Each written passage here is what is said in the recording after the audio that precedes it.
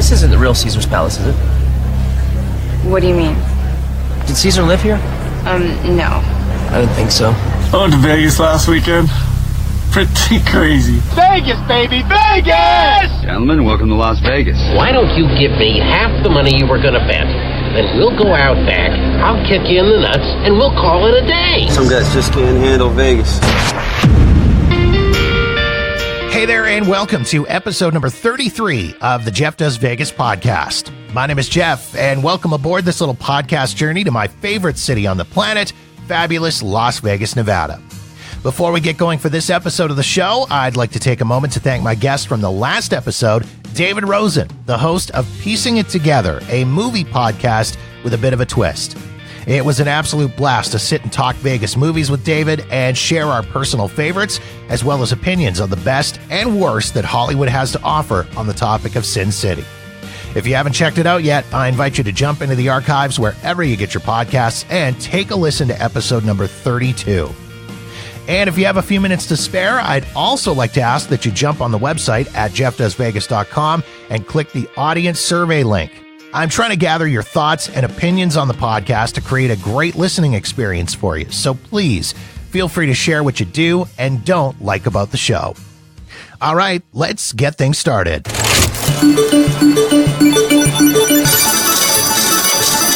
We begin with Vegas news you can use. If you've ever wanted to stay at the Hooters Hotel and Casino, you'd best hurry up and do so. By the end of 2019, Hooters will be no more.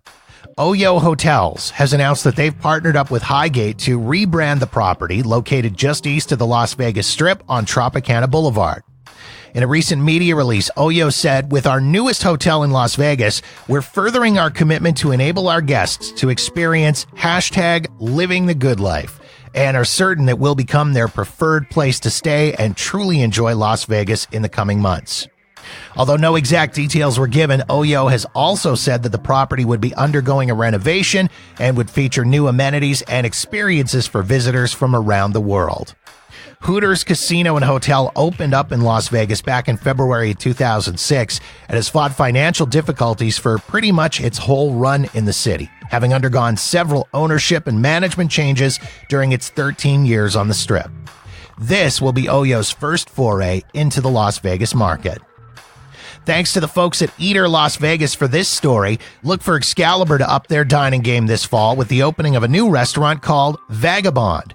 Featuring an American-style menu, meaning burgers, sandwiches, fries, nachos, and tons of other great pub grub, you can expect this place to be a great pregame spot before heading to T-Mobile to watch the Golden Knights, or, after 2020, over to Allegiant Stadium to watch the Raiders.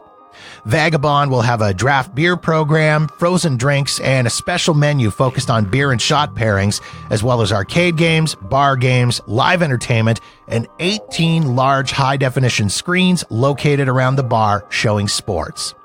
Vagabond will be located next to the sportsbook and is expected to debut in October of this year. And the Cosmopolitan of Las Vegas has rolled out what they call the Giving Module.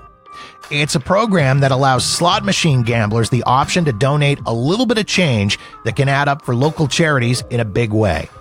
It's simple and actually pretty brilliant. Here's how it works. If, for example, you were to win $35.74 on a slot machine, and then you take the slot ticket to a kiosk to cash out, you'll be asked if you want to donate the 74 cents to charity. It's win-win, really. The charity gets a nice little donation, and you don't have to worry about walking around Las Vegas with pockets full of heavy change. Kevin Sweet, the VP of Slot Marketing and Operations at the Cosmo, says the program, which has been up and running since mid-July, is already off to a great start. He says they're averaging about $125 per day in spare change being donated right now. And that's Vegas news you can use. On to the show.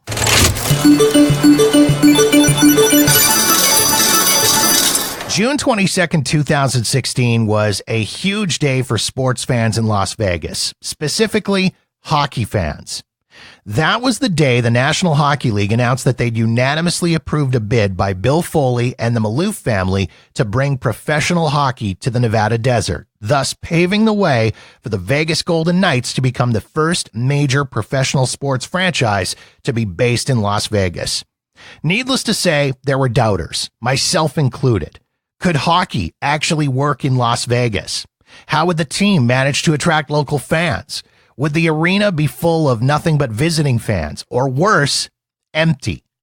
The Vegas Golden Knights went on to have an incredible inaugural season, battling all the way to the Stanley Cup Finals, where they unfortunately lost the NHL championship to the Washington Capitals. But the Golden Knights' first season was about more than just hockey. It was about community. The city rallied around the team, and the team rallied around the city as they played their first ever home game at T-Mobile Arena just 10 days after the tragic events at the Route 91 Harvest Festival on October 1st. My guest for this episode of the podcast is Ken Boehlke, one of the hosts of the SinBin Vegas Podcast. SinBin Vegas is Las Vegas's quintessential Vegas Golden Knights podcast. Along with his co-host Jason, the pair have been podcasting about pro hockey in Vegas long before there actually was pro hockey in Vegas. They launched their site and their show almost a year before the franchise was officially awarded to the city. And as such, they've managed to get in on the ground floor and develop a great relationship with the team. Ken and I chatted about the Golden Knights Cinderella-story first season and how the second season was different for the team. We also talked about why hockey is working in Las Vegas and the Vegas fan base, and we discussed what effect, if any, the Raiders coming to town will have on the Vegas Golden Knights, and much, much more. Also, as we approach the beginning of Golden Knights training camp and another NHL season, I got Ken's opinion on the team's chances for 2019-2020. So sit back and get ready for the sportsiest episode of the podcast ever. And please enjoy my conversation with Ken from the SinBin Vegas Podcast.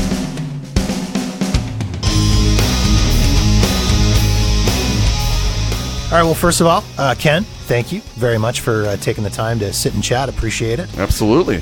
We're here to talk about Golden Knights hockey. Oh, boy. This is you guys, you and your partners in crime. You run the SinBin Vegas Podcast, which I got to say is a very cool little podcast. I guess it's not that little anymore, is it? Well, we have a few listeners, but it's little in that it never ends. Yeah. And so, therefore, the amount of people that make it to the end of the podcast is little. That's for sure. You guys you got on the wagon super early when it came to hockey in Vegas. I mean, you guys were in really officially before hockey was even a thing in Las Vegas. Actually, in 2 weeks, it's our 4th birthday of the site. Yeah. So 5th birthday of the site. No, 4th birthday. Fuck, I don't know. Am I allowed to say that? Absolutely. Okay, yeah. Good. Where is it? It's 8/26/19. That'll be the 4th year. So we started in 2015. So 4th birthday. They are a franchise for 2.5 years now. So yeah, we're almost 2 years before they played a game. So what made you guys decide you wanted to get in on this in the first place? I mean, hockey in Vegas, the rumors were rumbling for a very long time before the franchise was officially announced anyways. You guys, you were hockey fans?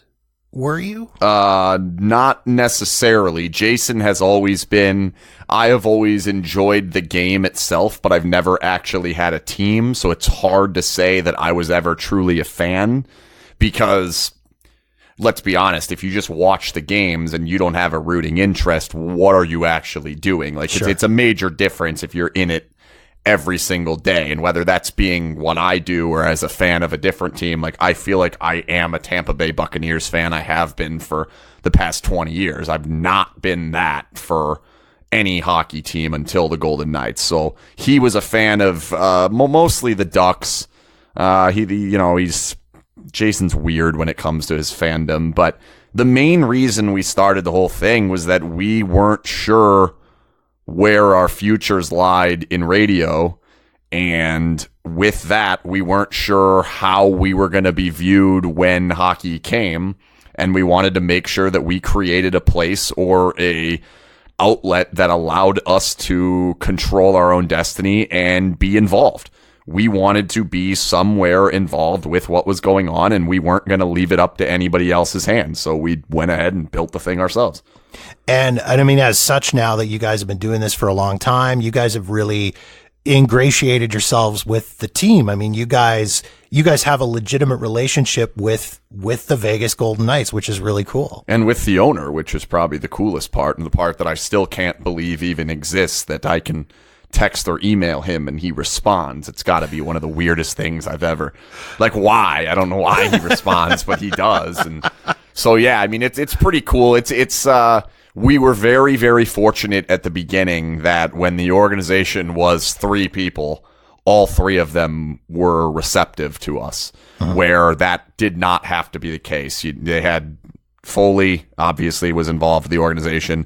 His right-hand man was Murray Craven, who has since left the organization, was the VP for a bit there. He was really, really cool with us and really receptive to allowing us into the practice facility and taking us on tours of T-Mobile Arena before it was done and kind of giving us a little bit of an insight of what was going on. And then Todd Pollock, the VP of ticketing, has always been kind of on our side, understanding that in the long term, we may end up being able to help him back. So he had that vision, and we are very, very grateful that that went that way, because then as the organization grew, it's easy for us to get to know everybody else because they're looking to the people who have been there, and we were kind of people that had been there.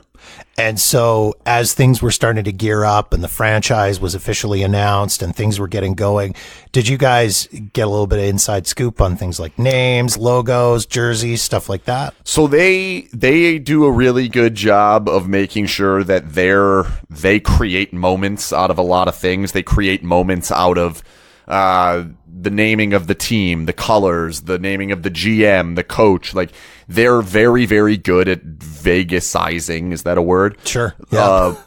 What they do. So when they want to have a big moment, they have their big moment. So they'll kind of tip us off to things are coming, things are going in that direction. We definitely had pretty good information before that this is happening. It's just a matter of when. And then there was a couple different scenarios where there was actually a meeting that was supposed to be in Boca Raton, Florida in May, that they were planning on having the 10 owners vote to bring it to all 30 at the time. Right. And that 10 owner vote meeting was supposed to happen in Boca Raton, and it was sent out on an agenda that said approval of 31st franchise was on the agenda. I've seen it. Right. And then that meeting got postponed to the day before they actually did it because they knew it was going to get approved. So they just canceled that meeting in general. So that was kind of when we had probably the first information that was like, yeah, this is happening and this is real. We're going to get the team within the next month or so. So, I mean, sources are sources. It's, we fancy ourselves as reporters. So, yeah. So I guess like having information is kind of reporting. So yeah, I mean, we certainly do from time to time. And the podcast has led you guys to a few other gigs as well. I mean, you've got some regular gigs on Vegas radio that have, directly related to the Golden Knights. Yeah, that's always fun. People, TV, radio, and I did a documentary interview that was like 11 hours long, which I better be prominently featured in that documentary. I'll tell you that right now, but one day it'll come out. Yeah. I don't know when that's going to happen, but yeah, it's really cool that kind of a new media type of thing. Like the good thing is with Jason and I, we've both always been in media. He went to like a broadcast trade school. I went to University of Missouri for broadcast journalism. We're not new to doing TV and radio, so I think it makes it a lot easier for some of these radio stations and TV stations across the country to say like, yeah, I get it. There's some weird blog that doesn't even have a .com. Like I don't know what that is, but they're willing to say like, yeah, we'll go for it and we'll give them a chance. And usually we do fairly well in those things. Let's talk some hockey. as a Canadian guy. It's in my blood. It's ingrained in me to love hockey and love the game. And I mean, I'm a frequent Vegas visitor. I'm down here 6-7 times a year. I hit up as many games as I can whenever I'm in town. I'm a fan of the team. Good. That first season, like, let's just be honest here. They did things that expansion teams have never done before. Nope. Probably will never do again. We'll see. And had no business doing the way they did. Really. For the most part, yeah. It was absolutely, that was a Cinderella story. I think it was less, though, than I think it gets made out to be, based solely on the fact of who was the goalie. Yeah. Like, I know a lot of what happened during the time he was injured, and their rise to prominence kind of happened during the time he was injured. But I think that the moment when they went from this team's pretty darn good to, whoa, this team's a legit contender, was when he came back and you realize, like, this team's actually halfway decent and they've got a great goalie. No expansion teams ever had a goalie quite like that. Right. And so that kind of allowed them that. And then the rules certainly were helpful. I think they did an unbelievable job with who they got in among those rules. Mm-hmm. It makes me wonder a little bit what would have happened if their focus was solely on winning the Stanley Cup in year one. It was not. Yeah. You know, they traded Alexei Yemelin. They traded Mark Mathot. They gave up Trevor Van Riemsdyk and Kruger, Marcus Kruger. So there was a lot of things that were forward focused. You know, they took Nikita Gusev in a second round pick instead of for Garrison, where they could have possibly gone the Yanni Gourde route or something else. If the focus was, we're going to have a really good team, let's try and win this thing year one, things may have been different. That being said, I don't think anybody thought they were going to get enough good players that they were going to be that good. So in that sense, yeah, it's a Cinderella story. And watching them play too was really something. Like, they played like they had nothing to lose and everything to prove. I going to games, I'd never seen a team forecheck that hard. I'd never seen a team, playing.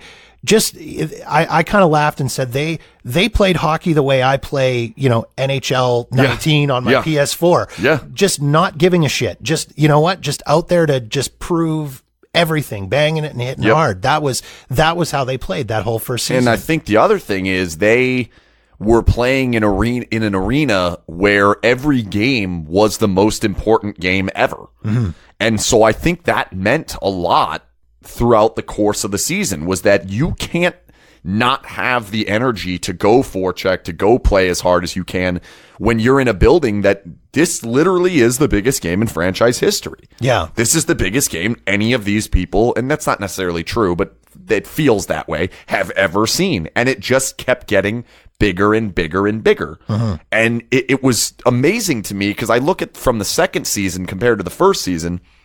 The second season had the mid-season kind of slumber in January and February where you're like, geez, just get these games over with so we can get to April already. Yeah. Like, we know we're playing the Sharks in the first round. Like, let's just do it. Mm-hmm. Where that first year, it was unbelievable that they reached a position where they could maybe make the playoffs. Then it was crazy that they could possibly win the division. Then we were thinking President's Trophy for a minute there. Then you get to the first round and like the whole thing just starts over. Yeah. All the doubting came back. All of it came back. And it's like, well, might as well go win this then. Where it was so different the second year, where like there was an expectation that against the Sharks, this is going to be a damn good series. The winner of this might go to the Stanley Cup final. Yeah. There was a much different feel to it. And I think, unfortunately, the success in year one may have hindered them in year two because the games were not as important. Yeah. There was never a game played the entirety of year two, save for game 7. Mm-hmm. Maybe game 7 was bigger than any game that they had played before. It's the first time they really faced elimination. Yeah. That might have hurt them. And that's why maybe the building wasn't the same way in game 6. Maybe the building's not the same way during the regular season. So it's interesting to me that the way that they played, I think, was kind of like, let's prove ourselves, let's show what we have. But I also think it was a reflection of wow, this is the most important game ever. Yeah. And for most of these guys, it was. Yeah. Outside of Fleury, and he's going to play great anyway. Well, and I mean, Stanley Cup final, nobody expected that anywhere. No, but even then, that's when I felt like that was the moment where all of a sudden it shifted, where the other team's playing the most important game of their lives, and the Golden Knights are so used to playing the most important game of their lives that they're not able to raise their level. Right. Where in the first round, they smoke the Kings because the Kings have been to the first round how many times in the past 10 years, every other year, basically. Yeah. Where the Golden Knights were viewing that as the final. Nobody believes we can win this. And then that round comes around where they play a team that's as good, if not better than them, and you saw it. All of a sudden, they don't look the same. They don't look like they're out-muscling, out-efforting, out-skating, just playing a higher level of game than their opponent, and look what happened. They lose 4 straight for the first time all year. Yeah. Yeah, that was, and as a fan of the team, it was rough to watch that. It was heartbreaking, yeah. But in my mind, in some ways, not unexpected. It really felt like it was going to be a tough one going into that Stanley Cup final, and obviously it was. I remember going into that final thinking they should win this. Uh-huh. That everything has come easy to them throughout all of this, that they should win this. There's no reason that anything should change. And this isn't a perfect Capitals team. This isn't some historic team. Like, had they run into the Tampa Bay team of last year, sure, and they're in the final, you're like, okay. Yeah. There's no reason they weren't as good as Washington. They had played Washington well 2 times in the regular season. It felt like to me that almost the story deserved that. Yeah. Deserved the right ending. But then there also was the story on the other side. The story on the other side was pretty damn good. Yeah. The Ovechkin finally getting there, the fact that they're playing against a team that is constructed by the GM of the other team. Like, there was a lot there, and that's what happened. I think you look back at that series, and one team played better than the other. Like, I don't think they were all that far off matched teams. I think they were similarly matched teams. Same kind of with Winnipeg and Vegas. Yeah. I just think Vegas played a little bit better in that series than Winnipeg did. Yeah. And in the final, like, Washington played a lot better. Like, the Golden Knights didn't play well any of the 5 games. Yeah. That can happen. Where every other series they've played well. They played well in probably 5 of the 6 of the 7, maybe even against the Sharks. And seeing how happy Ovechkin was at the end to win, in all honesty, I couldn't even be mad. I still haven't seen it, to be honest. It was, you know what, watching him Ovechkin, it looked like he just went on a 3-month bender and just partied and had I couldn't even be angry at that point. I just ignore it, to be completely honest. Like, I'm weird in that, like, I don't watch the celebration ever in sports because I don't want to be involved with it unless it's my team, which hasn't happened for way too long. Yeah. None of my teams have done anything since 2005, so that's not good. But so yeah, and I'm in the building, and you know, I walked away. I was downstairs before the cup came out. I was hiding underneath. I didn't go on the ice when I could have. I had no interest in it, and I will never have interest in it until it's the right team winning. You hit on the second season a little bit, which was not as good as the first season. I mean, they had some rough starts, you know, they're at one point going, you know, I think they were 1-4 at one point in the beginning of the season and lost a bunch in a row. How hard do you think that was to swallow for the fans who, after the first season, were just, you know, treated to an amazing run and all the wins at the start and everything? That second season, I know I had friends down here that were really getting down on the team, and I just kind of said, like, this is the way this is how it was, quote unquote, supposed to be. I mean, for an expansion team, you know? I didn't always feel that way necessarily, that like I didn't think this is okay, like this is what's supposed to happen. They're coming back to earth. Like, that wasn't, to me, it was just a circumstance. They had a bunch of injuries.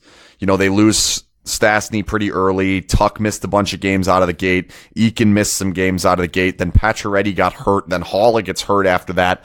And throughout all of this, you're missing Nate Schmidt. Yeah. And I think the missing of Nate Schmidt was way more significant than I ever thought it was going to be. He brings just the way he plays brings a different style of defense to the entirety of the team, which it really shouldn't. Yeah. And I still don't really understand why that's the case. Like, why are you playing a different style of defense because one guy's missing? He happens to be the guy that's best at it, but Sure. he's missing, and all of a sudden they don't play that way. They were playing a lot more in their own end. They're trying to defend a lot more with their sticks rather than their feet. They're trying to get out of their own zone via passing rather than just getting it up out of their own zone. They're skating. They're doing a lot of things they shouldn't be doing. Yeah. And that first 20 games was kind of just a mess. Yeah. And they were, puck luck was not in their favor at all. They hit more posts than anybody. They were missing a lot of wide open shots. They were just not doing the right things. And I think a lot of that was like, oh God, we should be better than this, and we're not. Yeah. But I thought the fan base handled it okay. Mm-hmm. I think the fan base handled it about as well as any fan base would coming off a Stanley Cup final and then starting out your season 8-11. Right. It's like, this ain't good. Yeah. But I think everybody kind of knew, like, let's not worry too much about it.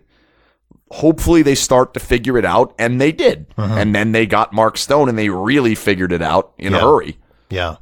Well, and, it was watching this season again. It was a tough one as a Winnipeg fan too, and a tough one as a Vegas fan. And then, getting into the playoffs and the way the first round of the playoffs went this year, I mean, that was a mess. It was a mess. It was a gong show. The fact that, the NHL does their little bracket challenge contest every year. Impossible. The fact that this year they did a second chance bracket challenge means that clearly it went like every favorite lost pretty much out in that first round. Yeah. And the game 7 against San Jose was awful. It was terrible. It was a cluster, which is frustrating because it was for 50 minutes the perfect performance. Yeah. And it was crazy because it was a team that throughout the first year, they were just going the right direction the entire year. It was all like there were little valleys here and there, but for the most part, they were just going straight up. They're the stock you want to buy, where it's like you look at the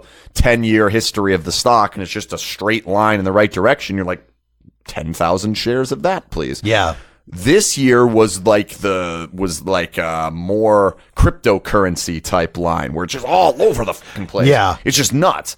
But the thing that I kept saying about that team last year was when they had to have one, when they had to get out of that rut, they always did it 2 days too late, but they always did it. Uh-huh. They always found a way. So it's like, this is the game you have to win. They'd lose that one, but then they'd win the next 4. Right. And they'd come right back out of it, and they looked even stronger. And what was unbelievable was they did it.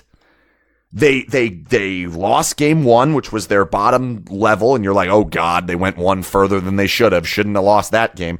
Then they rattle off 3 straight, and you're like, damn, this team's really good.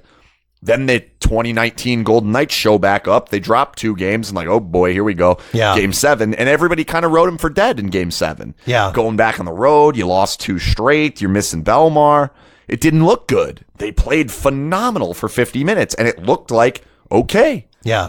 And all is well. And that's how the whole season went. All is well. Doesn't really matter. Yeah, we only got 93 points, but we made the playoffs. No problem. Everybody's healthy. Yeah. We're in good shape. Well, then the call happens and yeah, there's nothing you can do, really. Yeah, that was, I was in my basement screaming at bad. my TV. It was ridiculous to see that whole thing just, we won't dwell on that. Yeah, I was in the building and it's like, you kind of just shake your head. And, yeah. And it's frustrating because hockey is unique in that there are no sports that have that type of penalty quite like hockey. Right. There's no magical formula to come back from 28 points in football. There's no way that all of a sudden the umpire is going to help you out and overcome a 7-run deficit in the 8th inning. Right.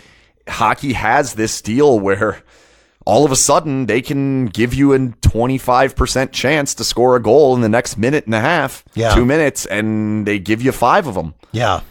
So it's kind of a lifeline that only exists in hockey, and the lifeline was thrown, and it's frustrating. Yeah. And it's the most frustrating thing is it'll live on forever. Yeah. It's in the DNA of the Golden Knights forever. Yeah. And as much as people want to tell me to move on, I'm not. And it's funny, you say you only have to say Game 7, and everybody knows exactly what you're talking about. And like you say, it's going to live on like that. Well, hopefully forever. that changes. Hopefully there's a positive Game 7. Like at the moment, this is the only Game 7. Like hopefully there is a day where they win a Game 7 in overtime or something. But yeah, it's frustrating. And the thing that sucks the most about it is the best goal in franchise history happened in that game. Yeah. Marchessault's goal before overtime that tied the game on the road in Game 7 to send it to overtime is the greatest goal in franchise history. Yeah. And this is a franchise that went to the Stanley Cup final in year 1. That goal's better than all of them, and it goes down as who cares? Yeah, it's kind of a so what goal. Yeah, it's like, yeah, that happened, but it didn't matter. Yeah. Which sucks because that goal was amazing. Yeah, cool story, bro. Thanks. Exactly. What's next? Bingo. But that's so frustrating because that goal was so awesome. Yeah. Like that goal is what hockey fans dream of. Yeah.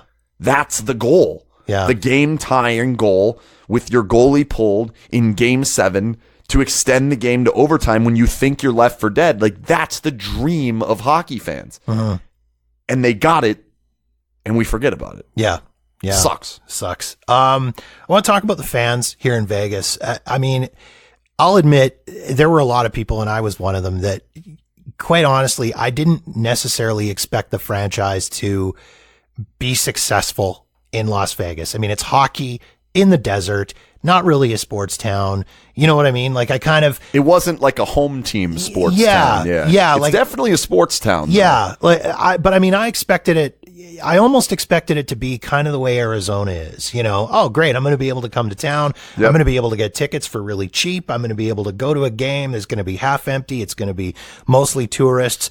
It has not ended up like that at all. Not even close. Why do you think it's done so well here in Vegas? I think it was kind of the perfect storm of a lot of things. I think, first of all, this city was starving for a home team. Like, as much as UNLV has been the home team, UNLV's still a college. They still play in the Mountain West, and let's be frank, they're not very good at either of the two sports people care about and haven't been since, well, like 2008, they were okay in basketball. Football has never been good, and then there's the 90s. But now you got kids that are 30 years old that don't remember the 91 team. Yeah. So, which is me. Like, most people didn't live here at that time anyway. So I think that there was this thirst for the thing that allows you to say, I'm from Vegas, here's how I show it. Like, I've said this to a lot of people, and I don't think people actually understand it, that when you lived in Vegas, you can't wear anything or promote in any way that you live in Vegas. Now you can. Mm-hmm. If you wear a Golden Knights hat, that's saying I have pride for the city of Vegas. You can't do that with those stupid tourist LV hats, sure, or like a sign, the Vegas sign on your shirt or whatever. Like, it doesn't work. That doesn't really encapsulate what Vegas is. Yeah. And they wanted something like this. So I always thought the first team was going to do well, no matter what sport it was. Like, I remember thinking it was going to be soccer, and I thought MLS, it would be phenomenal. Yeah. And I still believe, had it come first, it would have been. But then you have October 1st that happens, and now you have a situation where everybody kind of needs to come together. And what was the place to do it? Well, in most cities, it's sports. In this city, I don't know what it would have been. Just so happened that sports were that day. Yeah. You know, it was perfect. It was the perfect timing for, I mean, not that, but, you know, for the reaction to it, having the Golden Knights there. Like, if it had happened a year earlier, I don't know where everybody goes. Yeah. And so that kind of showed, like, look, this is legitimately part of our community, and look at how powerful this can be. And then they didn't lose for a while. Yeah. So a lot of it was kind of the perfect storm. But as a whole, I think it would have been successful no matter what had happened. If any of that had happened, or even if they had lost or whatever. It may have taken a little bit longer. But this city wanted something, and you could tell just by the gear, by the license plates, by the stickers on people's cars. Like, that's not just because they won. That's not just because they went to the Stanley Cup final in year one, or they're a good team, or Nate Schmidt's a funny guy. Like, it's not about that. It's about it's a way to say, I'm from Las Vegas. I love Las Vegas. This is the best place in the world to live. This is how I can show you that that's the case. I was a little bit concerned at first because, coming here shortly after, the logo and the team name and all that stuff was all announced, and you'd go down along the strip and down around T-Mobile, and there was nothing. It was a little slow. Yeah, there was no signage. Yeah. There was no, like, even the store. Yeah, had nothing. It was very, and I just kind of kept thinking to myself, if they want to succeed at this, they got to get their asses in gear. We were barking up that tree for months and months and months, and admittedly, that's partially selfless or selfish on our end because, like, we need people to care for what we're doing to work. Sure. Like, if this is a shit fan base, nobody goes to SinBin. Yeah. Like, it doesn't, we're nobody because there's no fan base. Like, it doesn't, so we wanted more. We needed more information, more events, more times where they're, I was suggesting, like, why aren't there Golden Knights people out at Chick-fil-A when it opened for the first time in Vegas? Right. Why isn't it everywhere? And I think that at the time, there were a couple people in charge of that portion of it that their focus was not on community engagement. It was on, let's get Vegas locals in the building. Right. And so looking back on it, I still think it wasn't quite the right way to go. I still think they would have done better to do the community engagement, and that would have led to locals in the seats. Yeah. But the incredibly intense focus on locals in the seats made a huge difference on that opening night when it had to be locals in the seats. Yeah. Those first 5, 6, 7 games outside of the Chicago game, maybe a little bit of St. Louis, and granted, when the Golden Knights win, it feels like there's more people from the home team. Yeah. That made a huge difference. It made it an atmosphere that you want to be in as a Golden Knights fan. Yeah. And that focus ended up paying off, where at the time it looked like this is going to be a problem. That being said, they also had the perfect storm of things that happen that lead you to make that process accelerate a lot quicker than it probably should have. And it does feel like once they kind of figured out that local engagement needed to be there, the team really did. They started doing it right. Like, I'd see them on, first of all, their social media was fantastic. They did an incredible job with that. And then to see them on social doing, learn to play hockey clinics for kids and, handing out free hockey sticks and doing ball hockey things and having the players go out and getting involved in that stuff was incredible. And then seeing the way the team has really, they really talk about Vegas being home.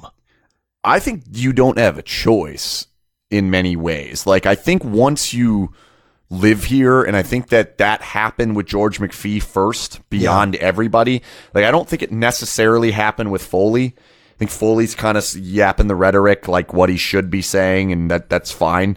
But McPhee was the first one where it's a hockey guy who has been in the game, who has been successful, who he comes to Vegas, and probably 6 or 7 months in, he kind of looks around and says, you know what? This is better than everywhere else. This is better than where I was in Washington. This is better than where I grew up in Canada.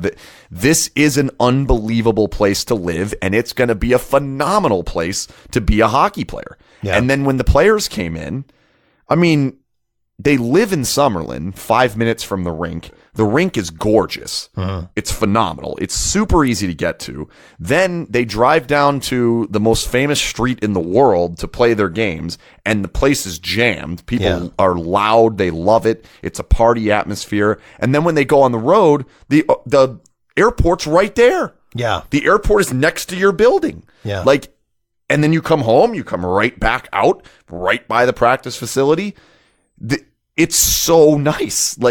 It's such a good place to live, and it's even better when you're a millionaire. Yeah. And so that case, there's no reason for the players to not like what was going on. And I think that would have happened if they were garbage anyway. Yeah. I still think people have said, we got to get going. Like, we got to start winning, but this is awesome. Yeah. Like, we live in an awesome city, in an awesome area of the city. We've got the Strip. We've got Summerlin. We've got an easy trip to the airport.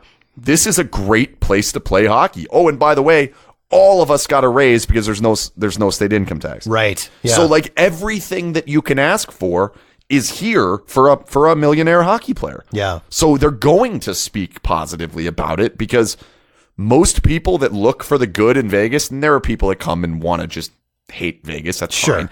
But the people that are looking for the good in Vegas, you're going to see it. Yeah. And I think with most of these guys, they had no reason not to look for the good because you're stuck here for a year or 4. Yeah. Well, exactly. Yeah. And they've all done what they can do, in anything that I've seen online and interviews with the guys. They've all done everything that they can do to make it home. Yeah, and I think it's fairly easy to do that, which is good. Yeah. And then, of course, you have the situation where the rink is open and, there's a lot of kids at practice and you're seeing that and there's a little bit of community engagement going on there. The Fan Fest thing that they did down at Downtown Events Center was really cool.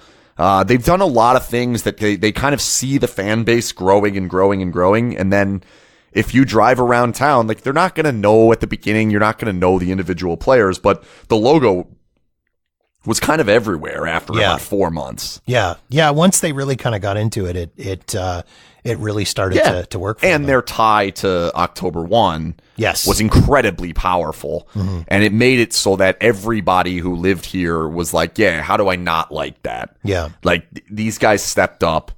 These guys had no connection to us at all. And all of a sudden they jumped in the fire and were there for us in a time that it was needed. Mm-hmm. And so it made it easy to like the Golden Knights. Like I think it's actually kind of hard living in Vegas to not like the Golden Knights. I completely get it if you live anywhere else. Yeah. That's fine. But if you live here, I don't understand why you would hate this team. Yeah. Do you think Raiders coming is going to affect the Knights at all in any way? I don't think it's going to be good. Yeah. Like, I think it can only hurt. And I'm not somebody who thinks like, oh yeah, no, more teams makes everybody better. Like I don't buy that. Yeah. I do think that the way the first 3 years have gone is going to go a long way to making that less important. Uh-huh. I don't think the Raiders are going to be viewed as Vegas's team. And I don't think that may not happen until they win something, which if that's in 2 years, things might change in a hurry. But when they come in, if they're 5-11 and they're the Raiders, they're always going to be seen as the Oakland team that came here and they play in that fancy building we built them. Yeah, we love going. It's awesome. It's bringing us all these cool events. Like, that's cool. Nobody's going to despise that fact. But I don't think that they're going to be viewed as like, this is ours. This is the Vegas team. This is the one that was built here. This is the one that I want to say I'm a fan of. And I can guarantee you a Raiders hat will, at least in the next decade, will never be synonymous with Las Vegas. Yeah. Nobody can wear a Raiders hat and you say Las Vegas. Right. Where a Golden Knights hat, that means Las Vegas. Yeah. If you see a Golden Knights logo, you know that person has some connection to Vegas. Right. The Raiders will never have that. The fan experience at T-Mobile is amazing. It's good. I mean, I always laugh. You know, my wife and I have come to games here, and you know, intermission, any other building I've ever been to, that's when you go, you have a pee, you grab a bite, whatever. It's, you know, it's Timbits hockey and human bowling that's happening. Yep. Whereas here, it's freaking Blue Man Group, it's Cirque du Soleil, it's these amazing performers. And I mean, I guess that was to be expected.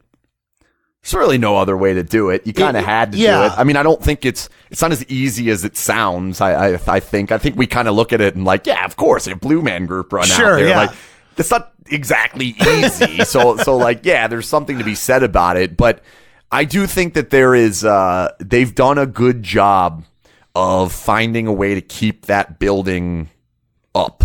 Right. The energy in that building is high a lot, and you can feel it. Like, there's a really strong feeling of like when a period ends, there's like a 2 or 3 minute period where the whole building, the air just comes out. Yeah. And they do a really good job of putting it back in. Yeah. And like there is I've had people tell me, like, I went to a game and like when I walked out of there, I was looking around like, what just happened? Yeah. Like, this was 3 hours of madness. Yeah. Non-stop. Like, it feels like the game is never stopping. Yeah. And that's a huge testament to the way that they the in-arena hosts, the scoreboard, the mascots, the fan, just the way the fans interact with each other and with the team, and the way the team plays. It's a hell of an atmosphere, and it should get better. Like, as the games get more and more interesting and more intense. Yeah. And now as you have a little strife in it, I think the fan base is going to be even more powerful, because now when the Sharks come, there's some hostility there. Yeah. And there's going to be some hostility to this entire season. Like, we got to make up for what happened last year. And that's players and fans. So I think it's going to be an even different experience, and probably even better this year. It's funny that you mention about how fast the games go. And I've noticed it, but I've never really thought about it. The games that I've been at, you're right. It's like, it's over. It just, it starts and then done. It's over. Yeah. And you're what the, okay. Yeah. Oh, now I'm going to walk out of this building out onto the Vegas Strip, and holy hell, this is the greatest. Yeah. This is the greatest game experience ever. I mean, I've been to games in Edmonton. I've been to games in Calgary, Winnipeg, other cities. And there's times when it's like, I am bored at this hockey game. That does not happen here. Well, and again, that's because they do such a heck of a job of keeping the level high. Yeah. Because when hockey's going on, the intensity level's going to be there. As long as the people in the building care what's going on, which that's going to be a challenge if that day comes. Because if you go to Anaheim late season last year, if you went to some of the Arizona games, I'm sure Edmonton got this way that they do, yeah. The second the game is, you don't care, it's real hard to get any energy back in the building. So the fact that the games have mattered since day one, and they're always important to the fans in the building, the action's going to be there during the 60 minutes where the puck's in play. It's the in-between. It's the 2.5-minute timeouts. It's when there's 4 face-offs inside of 3 minutes. They do an unbelievable job of keeping that building hopping. Yeah. And it almost you almost take your breath in the game, as opposed to when the puck goes up into the net, and then you okay, calm down. Like, that's what happened in Game 7 in the playoffs. That's when you calm down. But in the regular season, that's when you're like, all right, what's happening next? They do a really good job of that. I think a lot of credit there should go to the DJ in house. Jake Wagner's unbelievable. And I've noticed this. He does the Las Vegas Aces games. And the more I go to those games, you just realize the music that's being selected makes a huge difference. Sure. And there are certain times where you need some intensity, and he picks the right song to put that intensity in. He does an unbelievable job, and I think he deserves a huge amount of credit. And I don't know what would happen if they didn't have him. And it's interesting too how big of a ticket Vegas Golden Knights has become with, locals and with tourists and people that are not traditionally hockey fans that are coming to town. I'll see them on various Vegas related Facebook pages that I'm on. I've had the questions as well sent to me on my Twitter and Facebook, and people saying, hey, I'm coming from the UK, or I'm coming from, Ireland, or I'm coming from wherever. Yeah. And I'd really like to go see, as they always call it, an ice hockey game. And I'd like to go see the Golden Knights. How can I get tickets? And it's fascinating to have those people wanting to start and come and watch hockey that were never hockey fans before, wouldn't know a hockey puck if it hit them in the face, but they're coming to Vegas and they want to go to a game. It kind of reminds me, I was just in Italy for 2 weeks, and a lot of it's sightseeing, and we went around in Trevi Fountain and the Pantheon and the Spanish Steps and St. Mark's Square and all this, and then we got to Milan and we went around and did a couple of different things in Milan, and I'm looking and I'm like, wait a minute. Why am I not going to the most popular soccer stadium in all of Europe right now? I would love to go to a game out there. So we went out and we went on a tour, but it's the same idea. I have no interest in Inter Milan and AC Milan soccer. Sure. I have no interest in Italian soccer really at all. I like soccer, but even that, it didn't matter. Yeah. It's the current Coliseum. The same reason why I wanted to go to the actual Coliseum. I wanted to go to the Coliseum that people go to now. Yeah. That's what it is here. It's the best show in Vegas, which is insane. Yeah. Because there's some damn good shows here. Yeah. It's the best show in Vegas. And it's once in a lifetime stuff. if you're coming from overseas or you're coming from somewhere that you don't necessarily get to be here, that, you know, you don't get to go to 40 games a year. Right. It's an awesome show. And it would feel like you didn't see the Vegas sign if you came to Vegas and didn't go to a Golden Knights game. Yeah. That's awesome. Yeah. Like if you didn't see the Bellagio fountains, you go home and your parents are like, well, where's the picture of the Bellagio fountains? Like, oh, I forgot to see that. Yeah. Like, well, why aren't you at a Golden Knights game? Well, yeah. I forgot. Like, it can't happen. Yeah. Which that's amazing that it's gotten to that point in 2 years. And I think that first season is probably, I mean, that's obviously what garnered all the excitement and brought people up. Yeah, was that, you know, that worldwide attention on this team. Yep. The story was so awesome. Exactly. It's such a cool story. It had everything you could ask for a Disney movie. Yeah. Like it has the tragedy at the beginning. It has all the characters that are feeling slighted, and you almost connected with what the team was. Yeah. Everybody has that feeling like, nobody wanted me, but I'm going to prove myself and be better than everybody else. And that's what they were. Mm-hmm. They really weren't, but that's what it felt like they were. So like the story was so popular and so good. And then expansion teams are cool. Like I don't care what sport it is. I don't care what's going on. It is cool to be an expansion team and to be a fan of an expansion team, because nobody can hold over you the 80 years of hockey that you didn't see because you weren't born. Right. Like if you're an Oiler fan and you're 40, you don't know what happened before you were born. Yeah. You know, you're a Blackhawk fan and they're like, back in 1927, you're like, what is this all about? Where with the Golden Knights, it's like, I remember when they signed Reed Duke. It was awesome. Yeah. Like you can't get that. Yeah. The newest team beyond them is what, 08? Yeah. It's like 15 years to 10, 12 years old. Yeah. I go through that with friends of mine who are Habs fans and Leafs fans. You know, you can't win. Montreal Canadiens have won more Stanley Cups than any other team. You're not even alive, man. You were not even born the last time they won a cup. Like what? It really? And like that's like a fallback thing. But it also, to me, it also makes it hard to be a fan of that type of a team. Yeah. Like as a kid, you're going to have a hard time picking Montreal now as opposed to picking Seattle in 2 years. Sure. Because you're like, all right, I'm completely new to this sport. I know absolutely nothing, but this seems kind of awesome. Yeah. If I pick this team, I need to learn 90 years of history. Right. If I pick this team, I need to learn 4 days. Yeah. Yeah. Like, it is cool to have the belief that 20 years from now, I'm going to be the guy that said I was at the first game. Yeah. There's something special about that. And that's not just living here or whatever. That's everybody. Yeah. Everybody has it. Seattle will have it. Not as much as Vegas, because Vegas is a special city. Yeah. And everybody has some connection to Vegas, whether it's gambling or the hotels or the strip or whatever. Everybody loves or hates Vegas. Yeah. Most people are like, Seattle, cool, it rains. Yeah. So I think that helped too, that made it was an expansion team in a sport that a lot of people don't have a team in, which is helpful.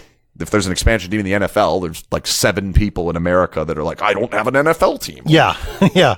So that makes it a little harder. So I think that it went a long way, and it was the right place, the right time, the right team, and then they won. Yeah.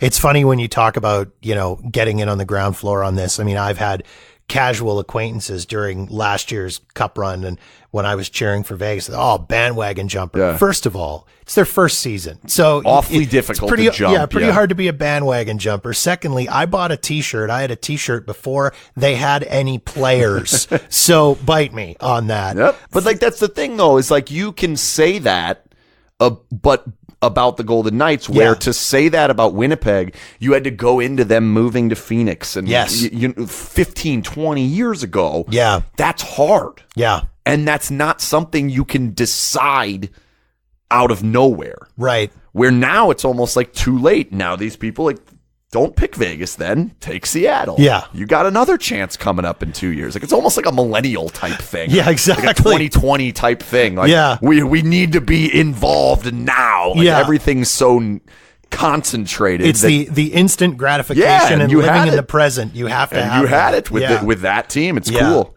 Coming up next season, third season. How's the team looking? They're good. Yeah. I didn't really like the offseason. They came into the offseason kind of in cap trouble, and they had to find a way to kind of get some of these salaries off the cap. And the way that hockey works, if you're a team that's really, really good and you're paying your players too much, you got to get rid of some of your good players. Like, that's the way it works. That's kind of the point of the salary cap. The idea is that all the teams are equal in some way. So unfortunately, that was going to happen coming into this offseason. I think they took it a couple steps too far. Yeah. I don't think they did anything to make the team better. And I have a hard time, as somebody who wants them to win the Stanley Cup, to sit here and say they lost in the first round and nothing they did in the offseason made them better.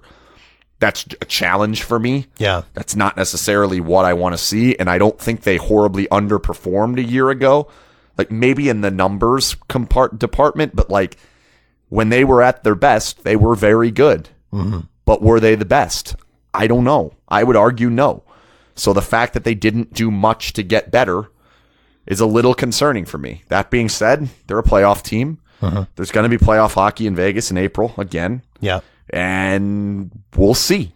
So that's exciting. That's cool, and that's going to be fun. But I didn't like the offseason. I'm optimistic that they're going to be good, but I'm not as like gung-ho as I think I could have been had they taken one step back and found a way to kind of plug in one of these extra great pieces to a team that was already great. You had a team that was really good and you thought had a good chance of winning the cup, and now you had 3 or 4 pieces that you had a chance to plug in and to an even better team, and the thought was like, wow, this team's going to be like nothing anyone's ever seen before. Well, they didn't do it. They took all the pieces out, and they were going back with the same roster. It's not as good for me. Yeah. That being said, I think they're going to be good. And if they win the Stanley Cup, I wouldn't be shocked. Yeah. So. Excellent. Well, Ken, thank you. Got it. For taking the time to chat.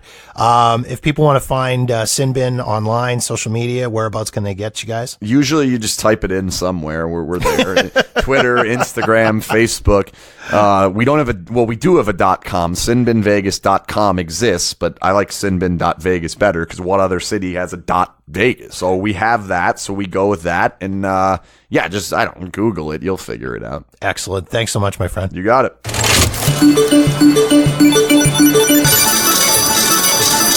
You can find the SinBin Vegas podcast wherever you find your favorite podcasts. And for the latest Vegas Golden Knights news and updates, head to sinbin.vegas and be sure to follow Ken and Jason on Facebook, Twitter, and Instagram at SinBin Vegas. And a few Golden Knights related items to mark on your calendar. Rookie camp opens September 5th.